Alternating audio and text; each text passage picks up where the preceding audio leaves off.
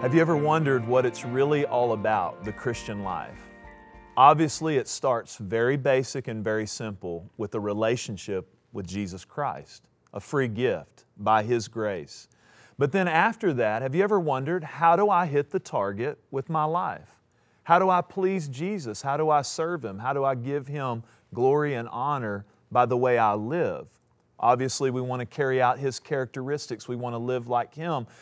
But Jesus, in the Gospels and also the first part of Acts, we see that He gives us a commission. He gives us some marching orders. In fact, He gives us the bullseye. He tells us what the target is.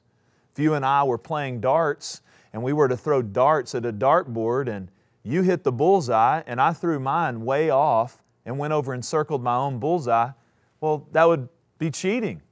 And so as Christian people, we need to know what Jesus' bullseye is. What's the target? Well, Matthew 28, familiar passage, tells us the commission from Jesus, and He says this. He says, "Go into all the world and preach the gospel and make disciples." The verb is make. You know, I grew up as a young boy in the Christian faith, and I always thought it was more about go. So I was going and going and going, but not a lot of times really knowing if I was hitting the bullseye, if I was hitting the target. The verb is the action word, and it's make. Go is a participle, which actually means as you're going. So it's understood that there's movement if you're a person who's following Jesus Christ. But make, again, is the target. My question to you today is this.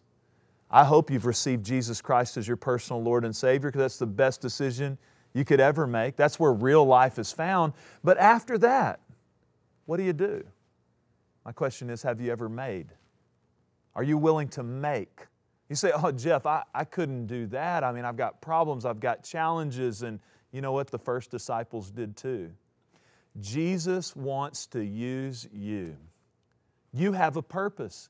You've been designed by God, and you are His plan for extending His grace and mercy in the earth.